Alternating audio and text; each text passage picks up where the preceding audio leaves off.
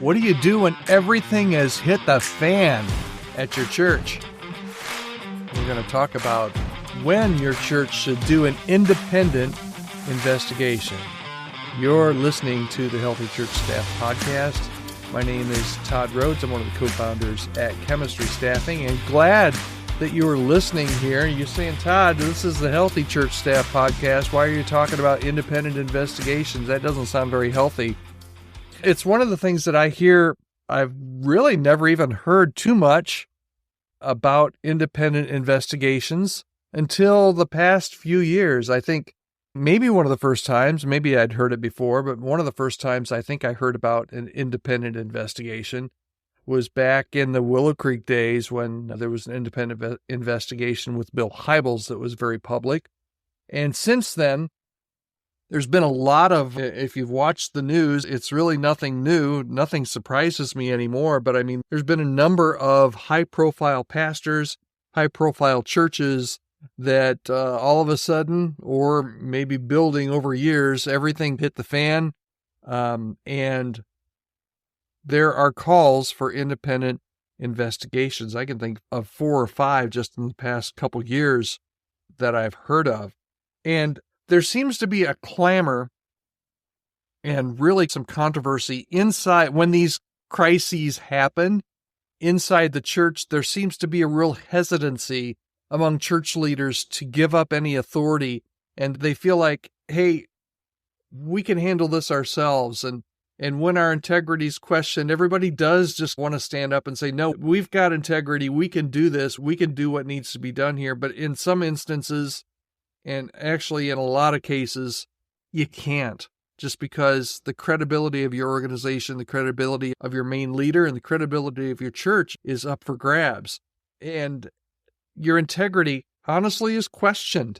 And the need for and the cries for an independent investigation happen typically when there are doubts that surface regarding the church or the staff's integrity. Here's a core concept that I really want to talk to you about today. And hopefully you're not in this. You're not in this as a leader, and you're not in this situation as a church, and hopefully you never will be. But I think it's good to talk about it. It's always good to talk about these things in case someday you need to have this information, and you think, oh yeah, I remember listening to Todd on the Healthy Church Staff Podcast talk about this. And here's the core concept. The truth doesn't fear investigation. As a matter of fact, the truth encourages it. Now, there's lots of reasons that could be potential triggers for why your church might need to do an independent investigation on something, whether it's a financial issue, maybe it's a staff misconduct issue, maybe there's some operational failures that may necessitate an independent investigation. A moral failure, most obviously, could.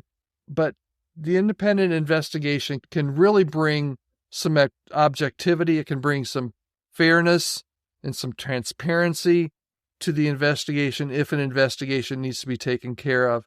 Objectivity remains key to a robust inquiry process, and that process is really what is going to retain and rebuild that congregational trust. When transparency is a priority, credibility is the outcome. So here are some benefits if your church is going through a time where you really need to do some kind of investigation. Here's a good reason to do an independent let me backtrack for a second. What do I mean by an independent investigation? That means you've got somebody that's leading the investigation that doesn't have a dog in the fight. That's really what it means. An independent investigation is an independent investigation. They're independent people, and they're going to offer you an unbiased perspective. And that is something you are too close, your board is too close in many instances to have a really unbiased perspective. An external, independent investigator can come in and do that. Independent investigators can help you uncover the truth. The truth encourages investigation, and then again, that's the transparency that builds credibility. An independent investigator can also give you some fresh eyes. They provide objectivity. They reinforce evidence credibly. They don't get swayed by things. They don't try and cover up. And in the end, you really do need a lot of times to reinforce the credibility, the transparency and accountability that's fostered by an independent investigator will build trust and faith among your congregation. Now, that doesn't mean that there won't be challenges. Oh my goodness, are there going to be challenges? First of all, just the pressure to appoint an investigation is huge, but here are some of the challenges. You're giving up some control, and there may be some potential discomfort. The independent investigation may uncover some really hard, uncomfortable truths that the church leadership will have no choice but to act upon. And this accountability can be really difficult. It takes some leaders with some good backbone to be able to do that. Challenges also, maintaining trust. If it's not carried out fairly and transparently, an independent investigation runs the risks of eroding the congregation's trust in the church and its process. So you need to check out and make sure that you hire a really good investigator or a very good independent person to do this. And it's also going to be a challenge because when you do get the report back from the independent investigator, you're going to need to act on those findings. And the leadership must be prepared. You've got to be prepared going into it to accept the findings and to take appropriate actions. Even if it's difficult, even if it's disruptive, you've got to do the right thing. And avoiding action could undermine the credibility. We're seeing this right now in what is going on at IHOP.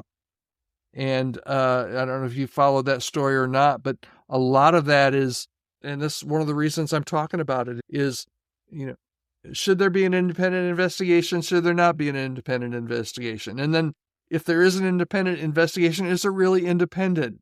All of those kind of things, what we've seen unpack over the past month to 2 months is just the incredible erosion of trust from people inside and outside of that movement.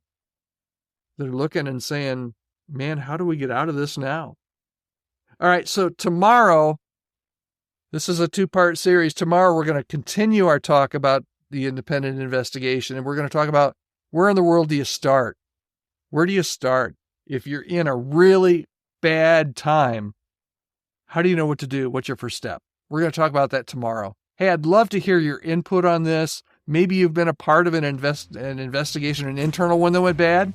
Maybe you've been a part of an independent investigation that either went really swimmingly well, given the circumstances, or it was just a dumpster fire. I'd love to hear your input and your response and your thoughts. You can email me anytime, podcast@chemistrystaffing.com, podcast@chemistrystaffing.com. Again, join us again tomorrow. We're going to talk about where to start if you're ever in the need of doing an independent investigation at your church. And I'm going to work on my pronunciation. Independent investigation. I'm going to go and practice, I promise. I'm going to say it at least 10 times really fast so that tomorrow I won't stutter over my words. We'll see you tomorrow. Have a great day in ministry.